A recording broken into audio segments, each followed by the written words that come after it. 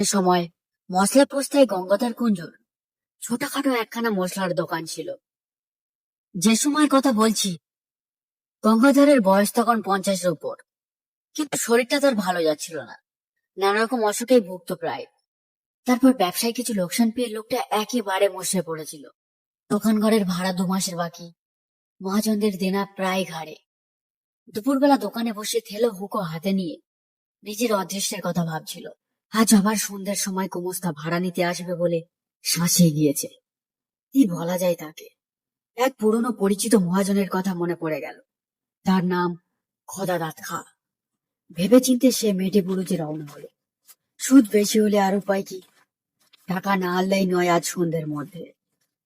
মেটি বুরুজে গিয়ে খোদাদাত খায়ের নতুন বাসা খুঁজে বার করতে টাকা নিতে তার বেশ দেরি হয়ে গেল। খিদিলপুরের কাটিগঙ্গা পার হয়ে এসে হন হন করে হেঁটে আসছে এমন সময় একজন লোক তাকে ডেকে বললে, হে সাহেব, ইধার শুনিয়ে তো যারা। সন্ধে হয়ে গিয়েছে। যেখান থেকে লোকটা তাকে ডাকলে সেখানে কতগুলো গাছপালা আর বেশ একটু অন্ধকার। স্থানটা নির্জন, তারপর আবার তার সাথে রয়েছে টাকা। গঙ্গাধরের মনে একটু সন্দেহ যে না হলো এমন নয়, কিন্তু উপায় নেই। লোকটা এগিয়ে এলো। সে কাছে এসে সুর নিচু করে হিন্দিতে ও ভাঙা বাংলায় মিশিয়ে বললে, বাবু সস্তায় মাল কিনবেন? কি মাল? জিনিসটা কোকেন, খুব সস্তায় পাবেন। ডিউটি ছুট মাল, লুকিয়ে দেব। গঙ্গাধর চমকে উঠল। সে কখনো ও ব্যবসা করেনি। ডিউটি ছুট কোকেন? কি সর্বনাশী জিনিস! ভালো লোকের পাল্লায় এসে পড়েছে। না, সে কিনবে না। লোকটা সম্ভবত পাঞ্জাবি মুসলমান, বাংলা বলতে পারে, তবে বেশ একটু বাঁকা। বাবু আপনি নিন, আপনার ভালো হবে। সে কি করিতে দেব? আমার মুশকিল হয়েছে, আমি মাল কেনার লোক খুঁজে পাচ্ছি না। ঘুরে ঘুরে বেড়াচ্ছি কত জায়গায়, আবার সব জায়গায় তো যেতেও পারি না। পুলিশের তো ভয় আছে, কেউ কথা কইতে চাইছে না আমার সঙ্গে। সেই হয়েছে আরো মুশকিল। হঠাৎ শহরে পুলিশের এত কেন যে ভয় হলো বাবু, সে আমি বুঝি নে। আগে যারা এ ব্যবসা করতো তাদের কাছে যাচ্ছি, তারা আমার দিকে চেয়েও দেখছে না। আপনি কার রাজি হবেন না বাবু। মাল দেখুন, পরে দাম দস্তর হবে। কোকেনের ব্যবসাতে মানুষ রাতারাতি বড়লোক হয়েছে বটে, কিন্তু বিনা সাহসে বিপদ এড়িয়ে চলে বেড়ালে কি লোকে লাভ হয়? দেখাই যাক না। এই তো দাঁড়িয়েছিল, কোথায় গেল আবার? পাছে কেউ শোনে, এ ভয়ে বেশি জোরে ডাকতেও সাহস হলো না। চাপা গলায় বাঙালি হিন্দিতে ডাকলে, কোথায় গিয়া? ও খা সাহেব। এদিক ওদিক যাওয়ার পর সামনে চাইতেই দীর্ঘ আকৃতির আলখাল্লাধারী খাঁ সাহেবকে দেখা গেল। গঙ্গাধর বললে, জলদি চলো, অনেক দূর জানে ওগা। কি একটা ঢাকবার জন্যে লোকটা যেন প্রাণপণে চেষ্টা করে যাচ্ছে। আমার সঙ্গে এসো, মাল দেখাবো। দুজনে কাটিগঙ্গার ধারে ধারে অনেক দূরে গেল। যে সময়ের কথা বলছি তখন ওদিকে অত লোকজন ছিল না। মাঝে মাঝে জোয়ার নেমে যাওয়ায় বড় বড় ভর ও নৌকা কাদার উপর পড়ে আছে। দু একটা করাতের কারখানা, তাও দূরে দূরে। জলের ধারে নোনা চাঁদা কাটার বন। পথে যেতে যেতে খাঁ সাহেব একটা বড় অদ্ভুত প্রশ্ন করলে, আমায় দেখতে পাচ্ছ তো? কেন দেখতে পাবো না? এমন বয়স এখনো হয়নি যে এই সন্ধ্যাবেলায় চোখে ঠাউর হবে না। তোমার ডেরা কোথায় খাঁ সাহেব? কেন, সে তোমার কি দরকার? পুলিশে ধরিয়ে দেবে ভেবে থাকো যদি, তাহলে ভালো হবে না। কিন্তু যেন মাল দেবো, তুমি টাকা দেবে, মাল নিয়ে চলে যাবে। আমার বাসার খোঁজে তোমার কি কাজ? লোকটার চোখের চাউনি বড়ই অদ্ভুত। গঙ্গাধর অস্বস্তি বোধ করল। অনেক দূর গিয়ে মাঠের মধ্যে একটা গোদাম ঘর। তার উপর গঙ্গাধরকে বসতে বলে লোকটা কোথায় চলে গেল। গোদাম ঘরের আশেপাশে সর্বোচ্চ আগাছার অনুচ্ছ জঙ্গল। নিকটে কোথাও লোকজনের সারা শব্দ নেই। অন্ধকার হলেও মাঠের মধ্যে অন্ধকার অতটা ঘন নয়। সেই পাতলা অন্ধকারের মধ্যে চেয়ে দেখে গঙ্গাধরের মনে হলো গোদাম ঘরটা পুরনো এবং যেন অনেক কাল ধরে অব্যবহার্য হয়ে পড়ে আছে। গঙ্গাধরের কেমন যেন একটা ভয় হলো। কেন সে এখানে এলো এই সন্ধ্যায়? এরকম জায়গায় একা মানুষে আসে, বিশেষ করে এতগুলো টাকা সঙ্গে করে? সে আসতো না কখনোই। সে কলকাতায় নতুন নয়, তার উপর ঝোনো ব্যবসাদার। বাঙাল দেশ থেকে নতুন আসেনি। ওই লোকটার কথার সুরে কি জাদু আছে যা গঙ্গাধরকে টেনে এনেছে। সাধ্য ছিল না যে সে ছাড়ায়। হঠাৎ অন্ধকারের মধ্যে খাঁ সাহেবের মূর্তি যেন দেখা গেল। লোকটার যাওয়া আসা এমন নিঃশব্দ আর এমন অদ্ভুত ধরনের, যেন মনে হয় অন্ধকারের মধ্যে ওর চেহারা মিলিয়ে গিয়েছিল। খাঁ সাহেব দৌড় খুলে গোদাম ঘরে ঢুকলো। গঙ্গাধরকেও যখন পেছনে পেছনে আসতে বলল, তখন ভয়ে গঙ্গাধরের হাত পা ঝিমঝিম করছে।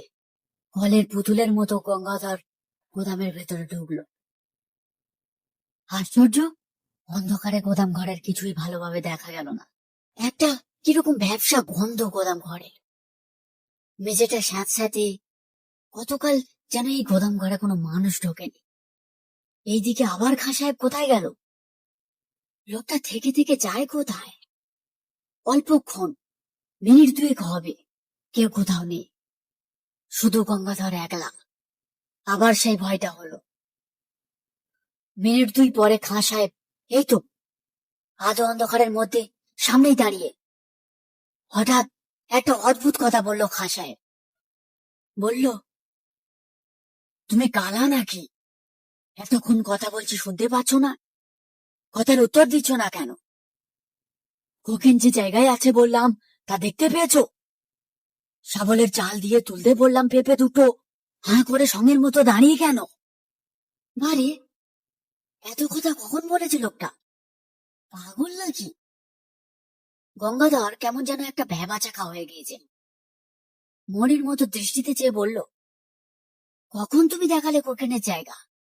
কই, কোথায় শাবল? কথা বলতে বলতে গঙ্গাধর সামনে খাঁ সাহেবের দিকে চাইল। সঙ্গে সঙ্গে তার মনে হলো তার বিভ্রান্ত, বিম্র, আতঙ্কাকুল দৃষ্টির সামনে খাঁ সাহেবের মুখ, গলা, হাত পা, সারা দেহটা যেন চুর চুর হয়ে গড়িয়ে পড়ছে। সব যেন ভেঙে বাতাসে উড়ে উড়ে যাচ্ছে। খাঁ সাহেব প্রাণপণে দাঁত মুখ খামতি করে, বিষম মনের জোর করে তার দেহের চূর্ণায়মান অণুগুলো যথাস্থানে ধরে রাখবার জন্য চেষ্টা করছে, কিন্তু আর পেরে উঠছে না। সব ভেঙে গেল, গুড়িয়ে গেল, উড়ে গেল। এক, দুই, তিন, চার। আর কোথায় খাঁ সাহেব? চারিপাশের অন্ধকারের মধ্যে সে মিশে গিয়েছে। একটা ঠান্ডা কনকনে বাতাসের ঝাপটা এলো কোথা থেকে। সঙ্গে সঙ্গে গঙ্গাধর আর্তনাবে চিৎকার করে গোদাম ঘরের সাথে সাথে মেঝের উপর মূর্ছিত হয়ে পড়ে গেল। একটা দেশি ভর কাছে কোথাও বাঁধা ছিল। তার মাঝিরা এসে গঙ্গাধরকে অচেতন অবস্থায় তাদের ভরে নিয়ে যায়। তারাই তাকে দোকানে পৌঁছে দেয়। গঙ্গাধরের টাকা ঠিক ছিল, কানা করিও খোয়া যায়নি, তবে শরীর শুধরে উঠতে অনেক সময় নিয়েছিল। ঘরের অন্ধকারে সে একা কিছুতেই থাকতে পারত না। মাস দুই পরে মেটে বুড়িছে খোদাদাদ খানের কাছে টাকা শোধ দিতে গিয়ে গঙ্গাধর টাকা নিয়ে যাওয়ার দিনে কি ঘটেছিল সেটা বল। খোদাদাদ খান গল্প শুনে গম্ভীর হয়ে গেল।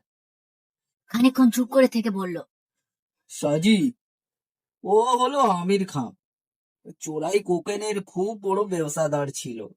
আজ বছর 15 আগেকার কথা, ও রমজান মাসে বেশ কিছু মাল হাতে পায়। তোক্তা ঘাটের কাছে একখানা জাহাজ ভিড়েছিল, সেখান থেকে রাতারাতি মাল সরিয়ে ফেলে। জাহাজের লোকের সঙ্গে শহর ছিল ওর। কোথায় সে মাল রাখতো কেউ জানতো না। সেই মাসের মাঝামাঝি সে খুন হয়। কে বা কারা খুন করেছিল জানা যায়নি, কেউ ধরাও পড়েনি। তবে দলের কেউ তাকে খুন করেছিল এটা বোঝা কঠিন নয়। এই পর্যন্ত আমি আমির খাঁর ঘটনা জানি। আমার মনে হয় আমির খাঁ সেই থেকে ঘুরে বেড়াচ্ছে তার মাল বিক্রি করবার জন্যে। ওর লুকোনো কোকেনের বাক্স হয়েছে দুঃখের বোঝা। তা বাবু, গুদামটা কোথায় তুমি দেখাতে পারবে কি? গঙ্গাধর অন্ধকারে কোথা দিয়ে সেখানে গিয়েছিল তা তার মনে নেই। মনে থাকলেও সে যেত না। পথে আস্তে আস্তে গঙ্গাধরের মনে পড়ল পুরনো ভাঙা গোদাম ঘরটার অস্পষ্ট অন্ধকারের মধ্যে আমির খাঁয়ের মুখের সেই হতাশ ও অমানসিক চেষ্টা করেও হেরে যাওয়ার দৃষ্টিটা হতভাগ্য এতদিনেও কি বোঝেনি সে মারা গিয়েছে।